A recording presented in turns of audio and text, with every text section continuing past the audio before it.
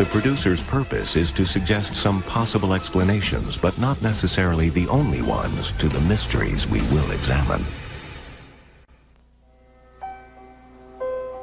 She was the most desirable woman in the world, the fabled Helen, wife to the Prince of Sparta.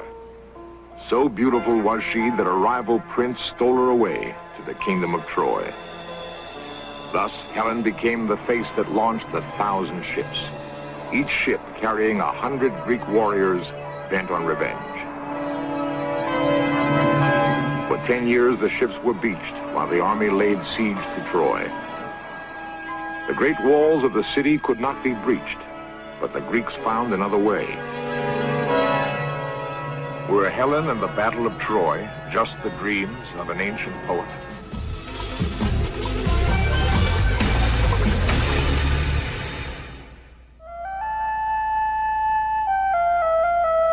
The place where Europe ends and Asia begins is as mysterious as its mountains are imposing.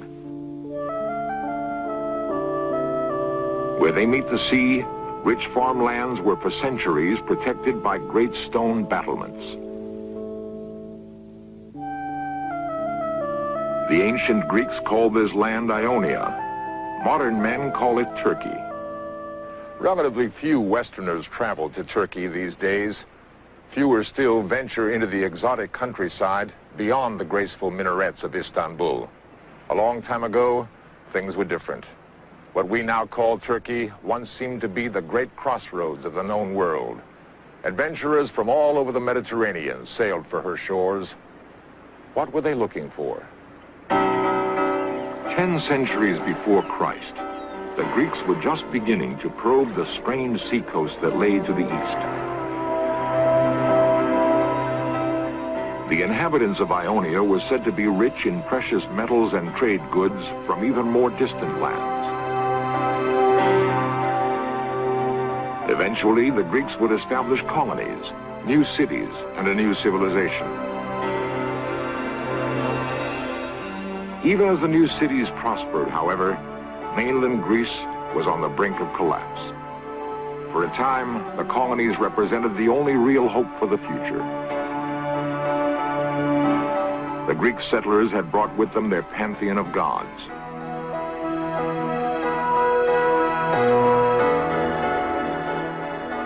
Clearly, the Greeks of this troubled period wanted to keep alive the glories of the past. With their gods came mortal heroes, somehow bridging the gulf between heaven and earth. Of these heroes, it was said, each could do what two men could not do, such as now live upon the earth. No one helped preserve these illusions more than the great bard, Homer. Some scholars believe Homer traveled through the great cities of Ionia in the 8th century before Christ. As he would pass through a city, he would pause to recite a tale or hear one told. Under graceful columns and along busy thoroughfares, storytellers would gather to recite verse. Perhaps it was in this way that Homer first heard the story of Troy. He may have visited the place where the great battle was supposed to have happened.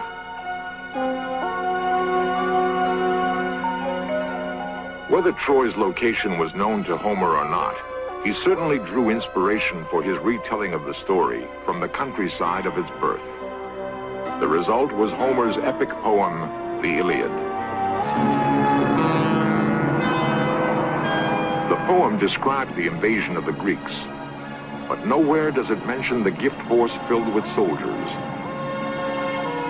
By the 18th century, most scholars had concluded that the fall of Troy described by Homer was pure fiction or related to something that happened somewhere else. Many felt that Homer never lived at all, that the work ascribed to him was merely an anthology of folk tales told by many writers. There were a few eccentrics, however, who believed otherwise. The most remarkable of these was a self-made millionaire named Heinrich Schliemann. As a boy, Schliemann had taught himself to read the Iliad in Greek. His fascination with Homer's poem was to become a lifelong obsession. By 1870, Schliemann had made 2 fortunes in Russia and another in the California gold fields. He arrived in Turkey determined to spend every penny of his great wealth, if need be, on realizing his dream, the discovery of ancient Troy. When Schliemann committed himself to an objective, it was with an all-consuming passion uncommon in average men.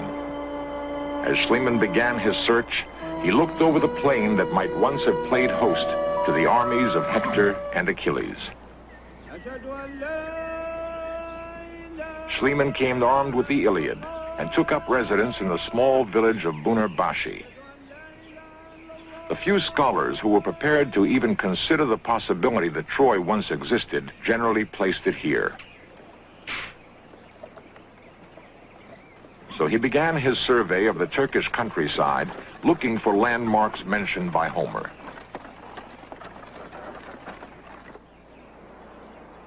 Schliemann had given himself a good layman's education in archaeology.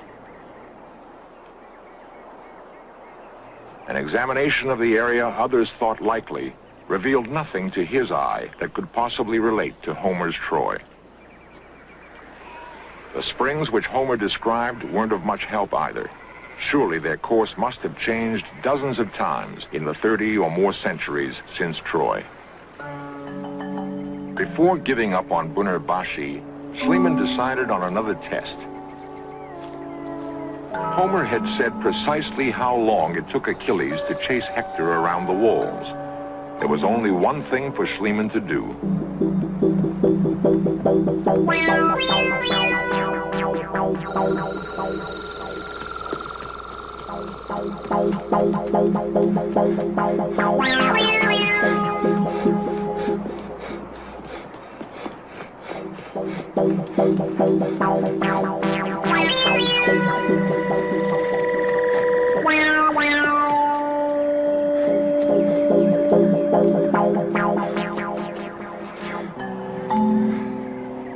Wrong. The time was wrong. Bunarbashi just didn't fit Homer's facts. Schliemann's detractors had a field day, more convinced than ever that he was a fool or simply crazy. Even Schliemann had to admit he'd picked a big haystack in which to search for his needle. But a grocer's apprentice who had the brains and energy to make himself a multi-millionaire doesn't quit easily. He began to search again, a short distance north of Bunarbashi.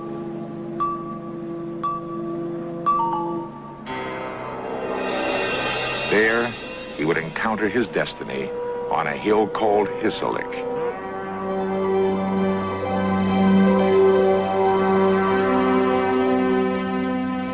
The site was less than an hour's march from the sea. If well fortified, it could command the whole plain below.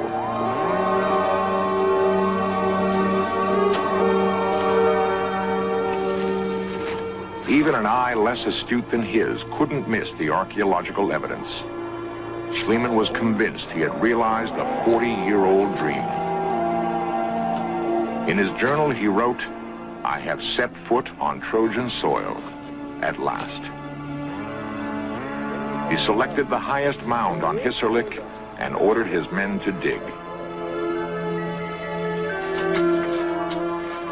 Homer had said the Temple of Athena stood on the highest ground in the city, ringed by walls built by the gods. Still, the critics scoffed. Although Schliemann had taught himself to read and write 18 languages, the scholars of the day dismissed him as an unlettered boor, living in a fantasy world. Schliemann only worked harder, driving his men to dig deeper into the mound. Surely now he would find the proof to quiet those who laughed. Find it, he did.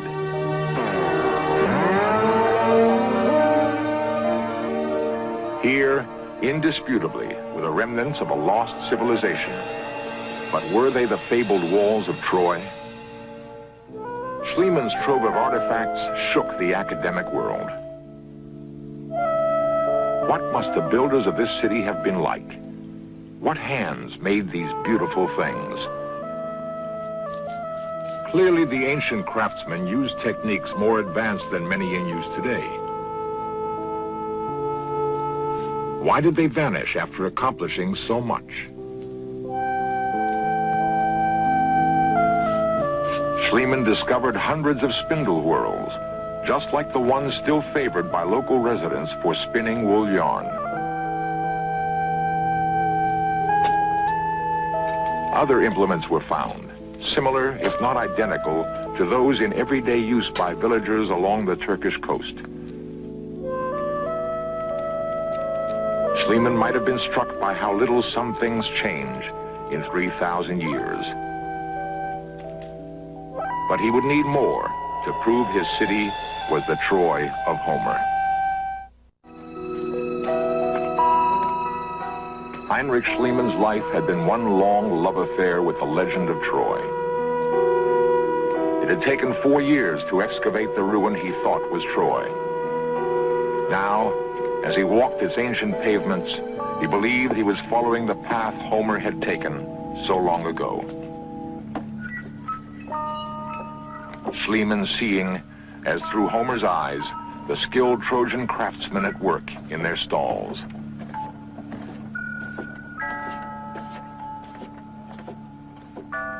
Touching a dish that might have been set before Helen, the hostage princess who spawned 10 years of war. Admiring a lion's head carved in crystal. What great warrior might have carried it as a charm into battle? Schliemann could place on his own hand a ring made 30 centuries ago. Restore a brush whose bristles had turned to dust in the age of gods who walked with men. Still, Schliemann was not satisfied. He had in fact discovered 9 cities. He had no way of knowing for sure which one was the city of his dreams.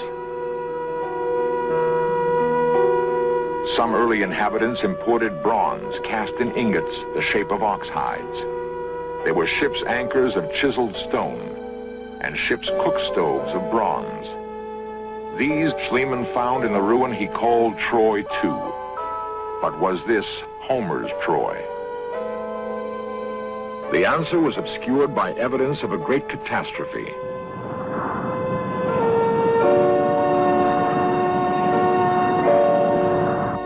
Violence more terrible than war had seared the very masonry of the walls. Jewelry was fused into shapeless blobs of metal.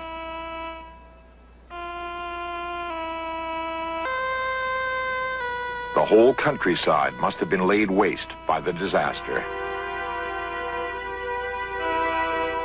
Those who survived lived in squalor. The floors of their huts built on compacted garbage.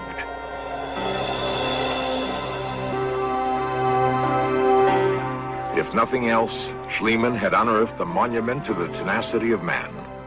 Fire and sword had raged. Again and again, a city of the living had been raised on a city of the dead.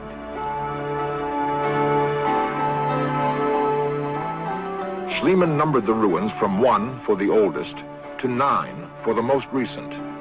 He assumed his objective was among the older ruins, possibly Troy too. Yet in Troy 6, he found massive walls that could have been the ones described by Homer.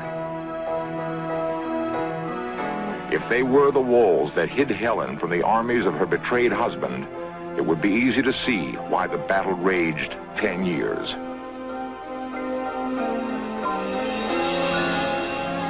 It all seemed to fit Homer's description. A city fashioned by the gods. Yet the design of houses in Troy 6 was remarkably similar to those of the more ancient second city. A major difference among the various ruins seemed to be evidence of the increasing influence of outside cultures. By the time of Troy 6, newcomers from the north were introducing a completely new kind of pottery. The other arts were also affected by the immigrants. Alexander the Great was a latecomer to Troy, but among the first to build an altar to the old gods. From inscriptions, it is clear Alexander read Homer as fact.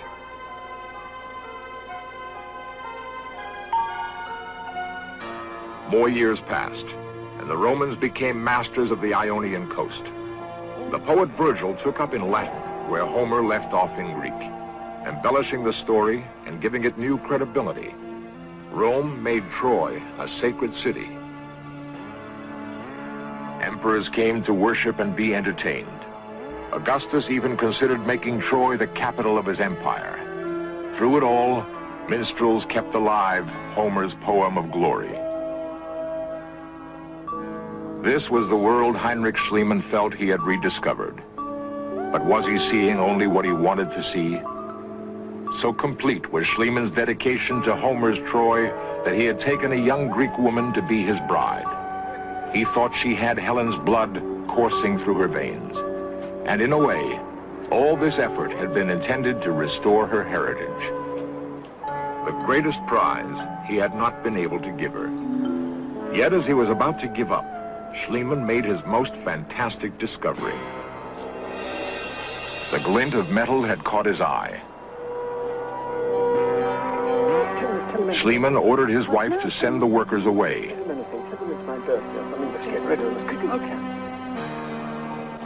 Sophia was confused, but she had come to trust her husband's uncanny instincts.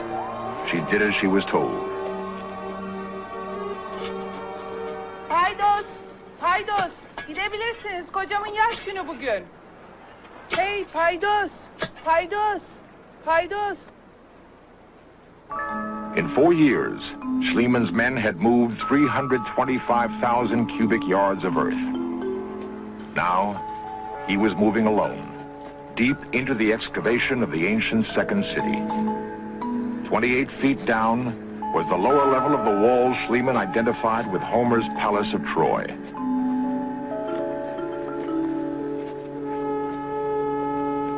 It was here he had seen the flash of treasure. Schliemann had chanced everything for his dream. Even with all he'd accomplished, scholars still considered him a fraud or a madman. Now, he knew they would have to believe him. The treasure of Troy was surely only inches from his grasp. Then, his fingers touched it.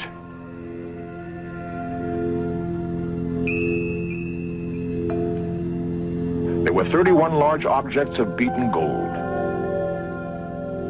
Had this once adorned Helen, daughter of the gods?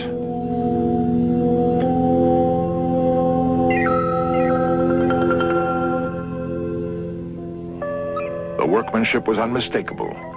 Surely this was all the proof the world would need.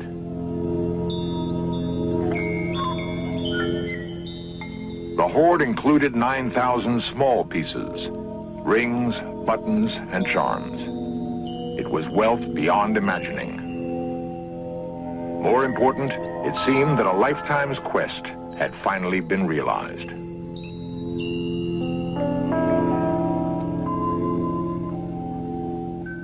In spite of promises to share the treasure with the Turkish government, Schliemann smuggled most of it out of the country.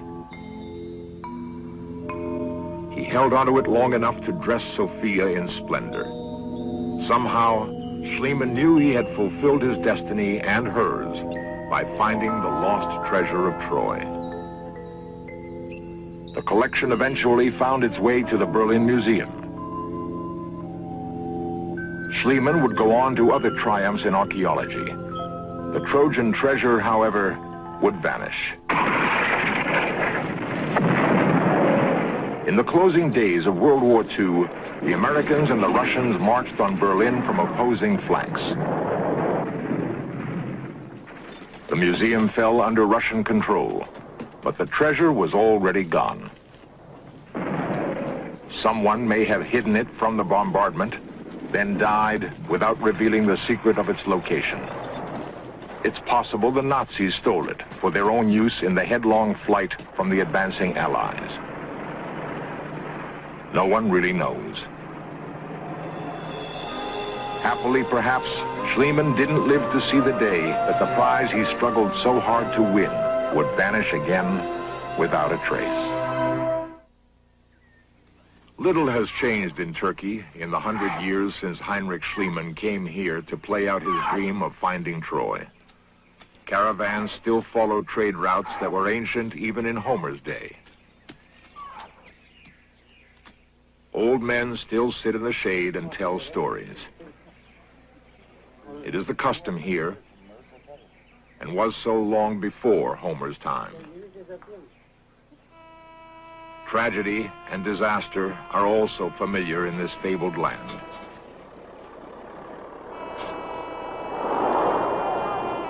In 1976, an earthquake killed hundreds of people and left thousands homeless.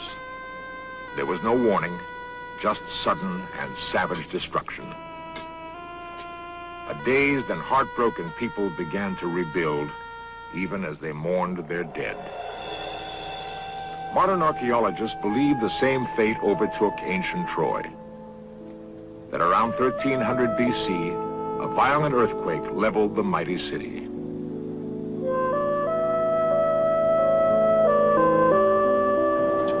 Before the city could be rebuilt, barbarians attacked from the north and put the survivors to the sword. Perhaps we can be forgiven for preferring to believe that Troy met its end gloriously and for the sake of love.